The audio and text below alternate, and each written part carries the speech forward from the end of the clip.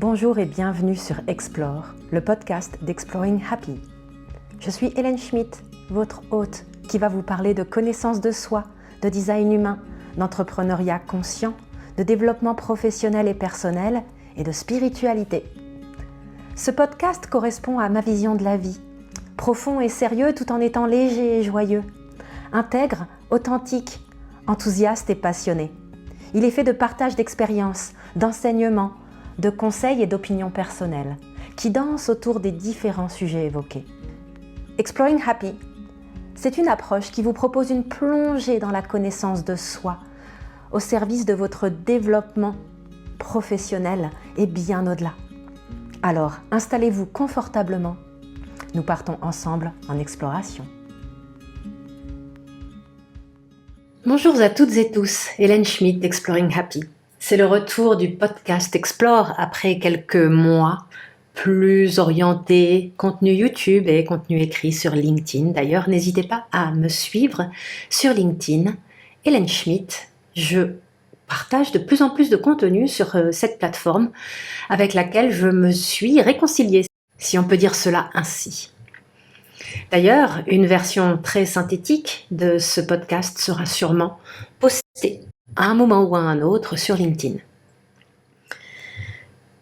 Nouveaux lieux, nouvelles habitudes. C'est le sujet que je souhaite aborder avec vous sous l'angle spécifique de la gestion de l'énergie.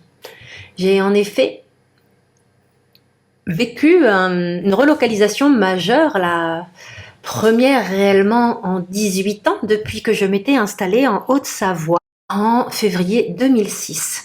Pourquoi je dis relocalisation majeure alors que la vie m'a amenée par exemple à vivre à Bali et un peu à Barcelone pendant ces 18 ans? Tout simplement parce que je me suis déplacée avec la totalité de mes affaires, de mon mobilier, de mes habits, de ma déco, de mes plantes. Il y a eu un transfert complet, une relocalisation complète. C'est quelque chose que j'ai mûrement réfléchi et ce n'est pas le but aujourd'hui de développer cet aspect-là. D'ailleurs, je l'ai fait dans des podcasts précédents, courant 2023. Ce dont je veux vous parler aujourd'hui, c'est la manière dont j'accueille en conscience ce nouveau lieu via des nouvelles pratiques, de nouvelles habitudes, toujours ancrées dans une conscience de mon énergie et de la gestion de celle-ci. En effet, pour un certain nombre de personnes dont je fais partie, un nouveau lieu va me mettre dans une dynamique énergétique qui lui est propre. Il y a donc une co-création entre l'énergie qui me caractérise et celle du lieu. Et une sorte d'alchimie se passe et permet à de nouveaux comportements ou de nouvelles habitudes, constructives ou non, d'émerger. Et donc c'est vis-à-vis en premier lieu de ce ou non que je suis assez vigilante, bien entendu, pour ne pas mettre en place des habitudes qui, je le sais, ne viennent pas me servir. Et c'est ce qui se passe en particulier dans les premières semaines, le premier mois, les 2 premiers mois d'un nouveau lieu qui va déterminer aussi la dynamique qui se met en place. Ainsi, j'ai en partie observé ce qui se passait en moi naturellement et j'ai aussi en partie été, entre guillemets, initiatrice de dynamiques qui sont porteuses pour moi et qui me mettent dans une dynamique vraiment positive. Pas me servir, et c'est ce qui se passe en particulier dans les premières semaines, le premier mois, les 2 premiers mois d'un nouveau lieu qui va déterminer aussi la dynamique qui se met en place. Ainsi, j'ai en partie observé ce qui se passait en moi naturellement et j'ai aussi en partie été, entre guillemets, initiatrice de dynamiques qui sont porteuses pour moi et qui me mettent dans une dynamique vraiment positive. Pour tout vous dire, à partir de maintenant, ce que vous entendez, pour les minutes qui suivent, c'est une nouvelle version de l'enregistrement de ce podcast, parce que dans la précédente version, je m'étais un petit peu l'embarquée à vous raconter toute ma vie et les 1001 détails de ce que j'avais mis en œuvre de manière vertueuse. Mais on n'est pas là pour faire l'apologie de l'installation d'Hélène Schmidt dans son nouveau logement, n'est-ce pas ? On est là pour regarder si et comment je peux vous aider à travers ce partage à envisager les choses d'une certaine manière pour vous dans un déménagement à venir ou peut-être un pivot vis-à-vis d'une situation actuelle. Il n'est en effet jamais évident de pivoter dans son positionnement énergétique vis-à-vis d'un lieu existant, surtout si on y habite depuis un temps étendu. C'est d'ailleurs une des raisons qui a fait que j'ai fini par quitter la Haute-Savoie. Je voyais bien qu'après toutes ces années, je m'étais enfermée dans une routine, que ce soit dans ma manière de fonctionner, dans mon rapport à l'autre, aux nouvelles rencontres, qu'elles soient professionnelles, romantiques, amicales. Et la vie qui était toute tracée pour moi me faisait peur. Et ça n'a rien à voir avec la qualité des amitiés que j'avais. Je voyais bien qu'à un moment donné, me connaissant moi, l'une des nombreuses raisons qui m'a menée à changer de localisation géographique de manière drastique, c'est-à-dire 1000 km de distance, était celle-ci. Ça n'a pas à être le cas pour tout le monde, et pour moi, d'autres facteurs sont rentrés en ligne de compte, liés, entre autres, au design humain, mais ce podcast n'a pas vocation à développer ce sujet-là. Si on revient sur la manière de regarder cette relocalisation sous l'angle énergétique, d'une manière générale, j'ai été extrêmement prudente et regardante et économe vis-à-vis de l'énergie qui était dépensée. Donc j'ai vraiment regardé cela en gardant bien en tête que il n'était pas possible pour moi d'évaluer mentalement l'impact énergétique sur les différents plans, c'est-à-dire physique, mental, émotionnel, qu'allait avoir cette relocalisation, aussi souhaitée et réjouissante soit-elle, quel impact énergétique ça allait avoir sur moi.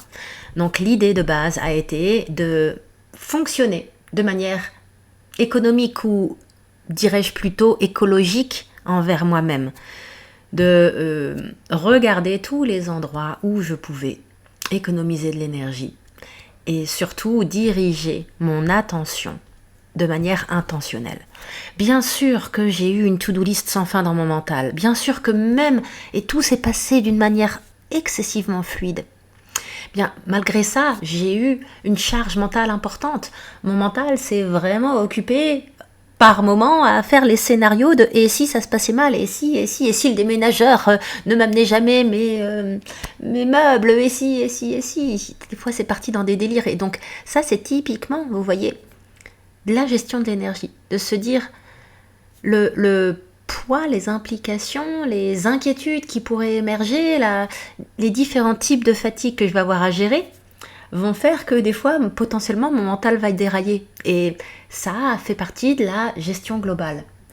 J'ai d'une manière générale trouvé mon logement excessivement facilement, ce qui est hallucinant quand on sait la tension qu'il y a sur le marché locatif basque. Je n'ai pas d'explication. La seule que j'ai, c'est quand les choses sont destinées à se passer, elles se passent.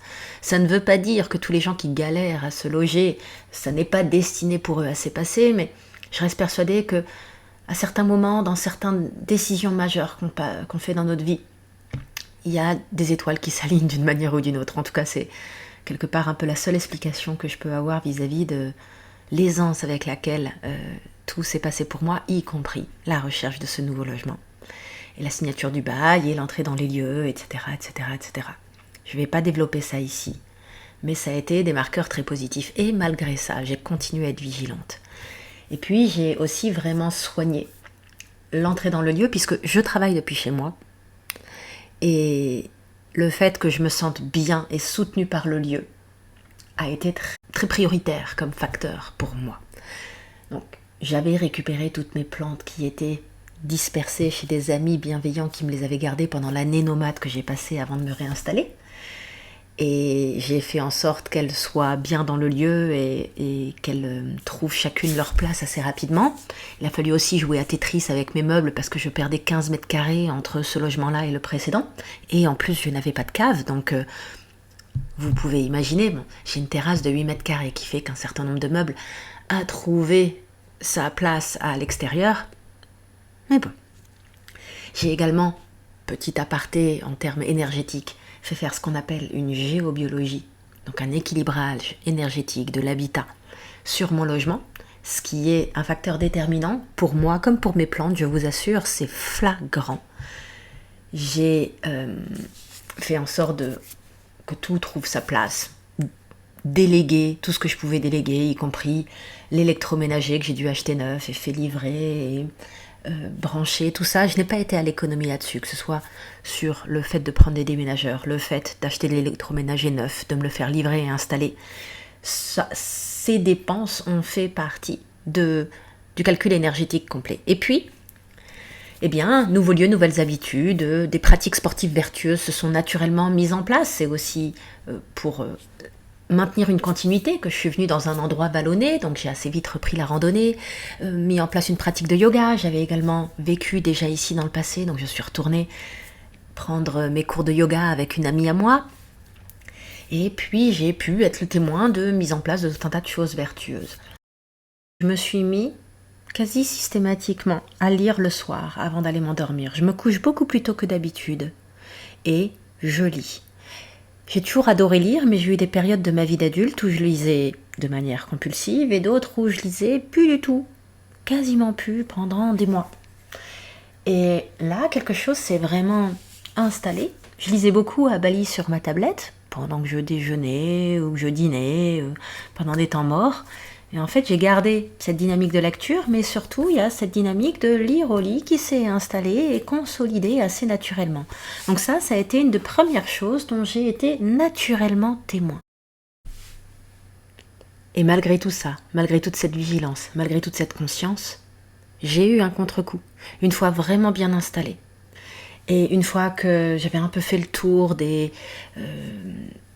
avantages et des inconvénients d'habiter là. Par exemple, j'ai une voisine du dessous qui est une espagnole assez bruyante et de manière unanime, tout le monde dit que effectivement le bruit qu'elle fait ou quand elle reçoit des gens, c'est assez chiant. Personne n'a jamais osé lui parler, donc mon mental a essayé de se prendre la tête. Mais là, il s'avère qu'en fait, elle est partie en vacances longue durée. Et puis ensuite, il y aura tout l'hiver. Enfin, et donc, à un moment donné, quand tout s'est posé, j'ai eu un contre-coup et un coup de fatigue et des tensions crâniennes qui sont revenues. Les mêmes qui peuvent être un marqueur de stress. Mais je savais aussi que c'était temporaire et une décompression de mon corps. Même si tout s'était bien passé. Ne jamais sous-estimer l'ampleur, l'impact que peut avoir sur nous un tel changement de vie. Ici encore, aussi réjouissant et souhaité soit-il. Ne jamais sous-estimer cela. Donc j'ai navigué. C'est quelques jours, je crois de mémoire, ça a duré une semaine. Là, vous voyez, j'en suis sortie.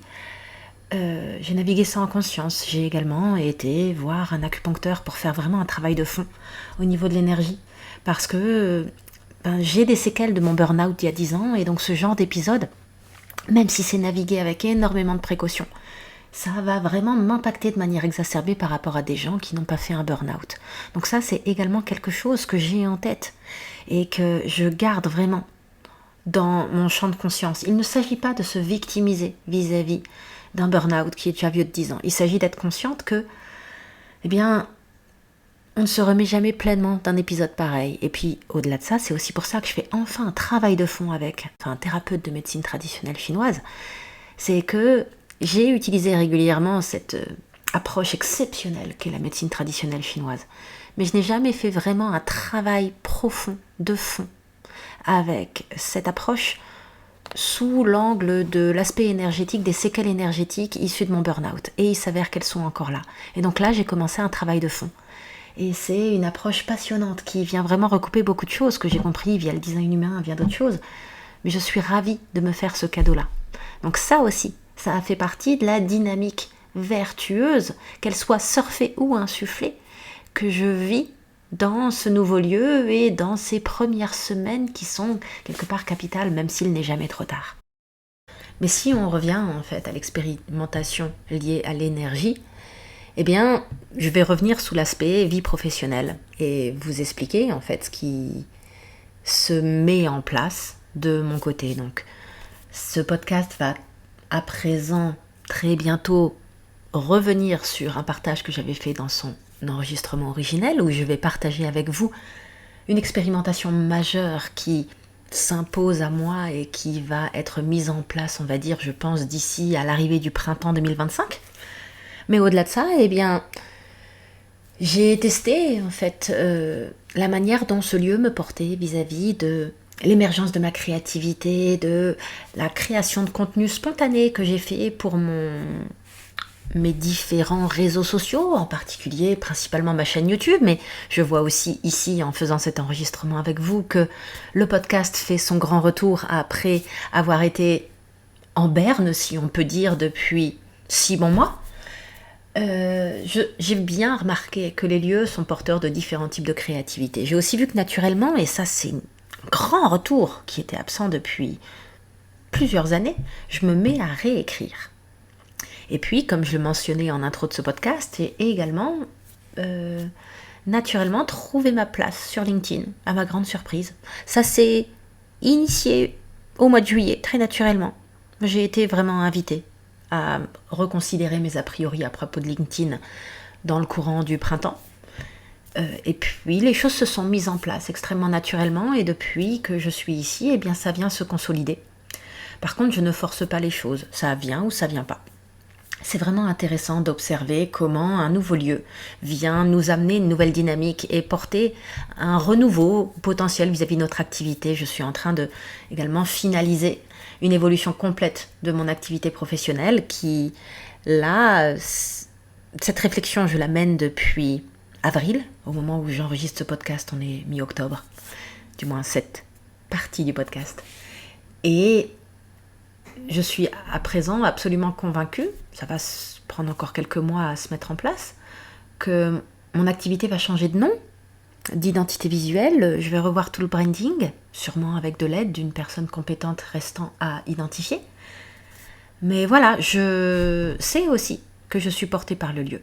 Par contre, je sais aussi qu'au niveau design humain, il y a des influences énergétiques actuelles qui font que je ne confonds pas vitesse et précipitation sur ce sujet-là, et c'est sûrement quelque chose qui va prendre forme plutôt autour de février-mars 2025. Ici encore, énergétiquement, c'est toujours intéressant de naviguer les deux dynamiques. L'avant-après, changement abrupt, mais on va dire l'exécution et la mise en œuvre, elle, va bénéficier d'une implémentation progressive et réfléchie. Donc, voilà, j'ai mis à jour cet enregistrement à présent. Je vous laisse découvrir ce que je vous avais raconté vis-à-vis de mon expérimentation énergétique sur la manière d'organiser mon agenda que je vais mettre en œuvre, je pense, à partir du mois de mars, quelque chose comme ça. Une dernière chose que je vais expérimenter en conscience, c'est mon rapport à mon rythme de travail. Il y a bientôt 2 ans, c'était en décembre 2022, je suis passée à la semaine de 4 jours. Ce faisant, j'ai largement savouré ces week-ends de 3 jours et je continue à les apprécier grandement. Mais j'ai aussi perdu ce qui me servait entre guillemets de soupape dans mon organisation entrepreneuriale. En effet, je crois profondément à l'importance d'avoir du temps vraiment dédié à la prise de hauteur, à la créativité, à la connexion à soi-même, au travail sur soi. Et même si je peux trouver des moyens de placer cela dans mon agenda sur une semaine de 4 jours, la soupape que m'apportait le vendredi matin, j'étais en semaine de 4 jours et demi au moment où je suis passée à semaine de 4 jours, c'était une soupape introspective importante. Donc j'ai décidé de tester 3 choses au cours de l'année qui vient. La première chose, ça va être de prendre un vendredi matin sur 2 pour une pratique introspective, travail de fond, développement d'un nouveau projet à temporalité lointaine, non établie, vous voyez.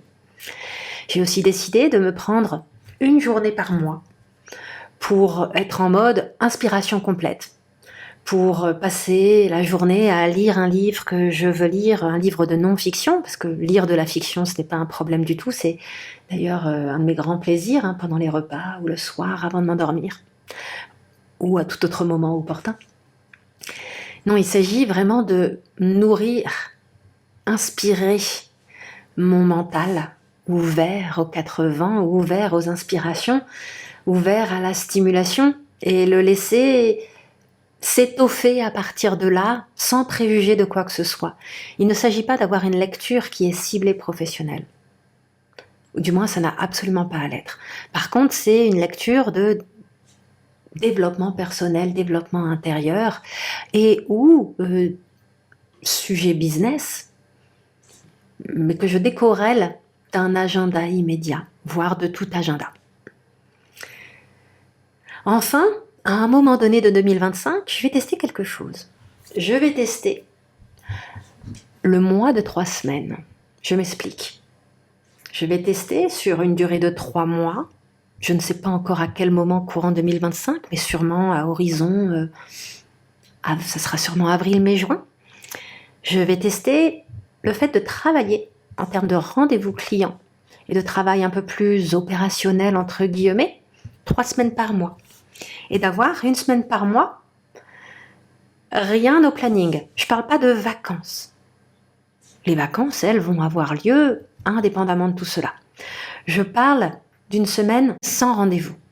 Une semaine dans laquelle je vais vraiment me dédier au travail de fond. Vous voyez, plutôt que d'avoir une demi-journée tous les 15 jours ou une journée par mois, eh bien, je crée idéalement 4 jours, du lundi au jeudi, pour vraiment laisser tout cela décanter. En ce sens où l'inspiration, en fait, la créativité, l'innovation, la vision, c'est pas quelque chose qui se débloque parce que c'est vendredi matin ou parce que c'est le jour du mois où on a décidé de s'ouvrir aux inspirations et travailler sa vision.